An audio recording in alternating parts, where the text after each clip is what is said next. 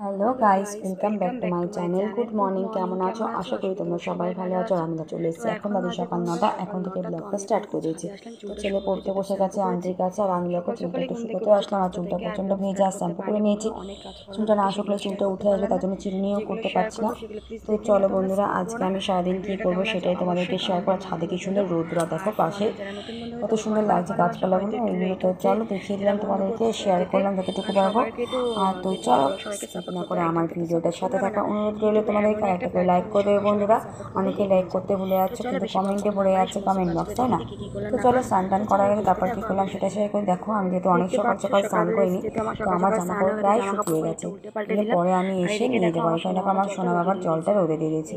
যখন ভালোই রোদ রয়েছে, তা এখানে দেখো ছাদটা ভাবছি একটু পরিষ্কার করবে। এদিকে তো পরিষ্কার করাই, প্রতিদিন একটু জলটা দিয়ে ধুয়ে দেওয়া হয়, তার জন্য একটু পরিষ্কার দেখতে পাচ্ছ। পরিষ্কার থাকলে না ছাদটা খুব সুন্দর লাগে দেখতে।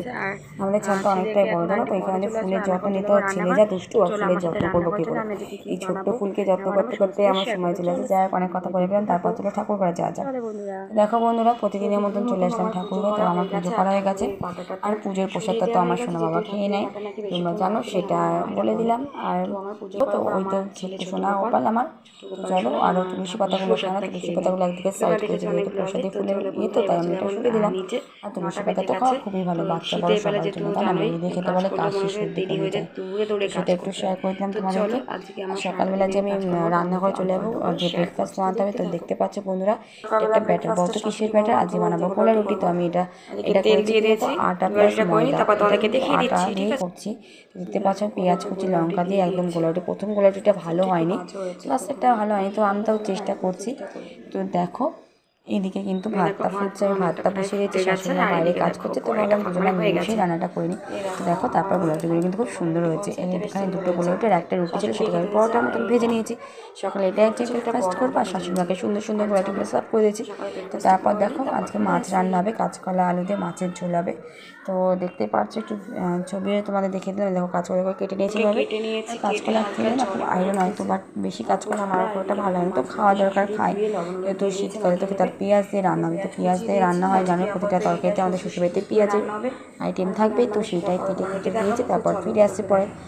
তো দেখো আমার সোনা বাবা দেখো কী খাচ্ছে, লজেন্স খাচ্ছে, ক্যান্ডিগুলো হয় না, আমি কী খাচ্ছি, এটা লজেন্সের মতন ফার্স্ট টাইম দিয়েছে, ক্যান্ডি লজেন্স খাচ্ছে। তো আমি বলছি যে এটা কী খাবি, বলছে হ্যাঁ খাবো। তো দেখো আমি ওপরে খাবারটা নিয়ে চলে এসেছি, রান্নাঘরে কাজ করছি এসে, ও আর আমি দুজনে মিলে ব্রেকফাস্টটা করে নিচ্ছি। নাকি ভালো লাগছে খেতে, একটু হালকা ভাজা ভাজা, অল্প তেলে এটা বেশ ভালো। বাচ্চা বড় সবারই কিন্তু ভালো লাগে গোলারুটিটা। এটা কিন্তু যত পাতলা হবে না, খেতে টেস্টি লাগে। তো আমার থেকে অবশ্য তোমরা ভালো রান্না করো, তো আমি যেটুকু পারলাম ততটুকু শেয়ার করলাম।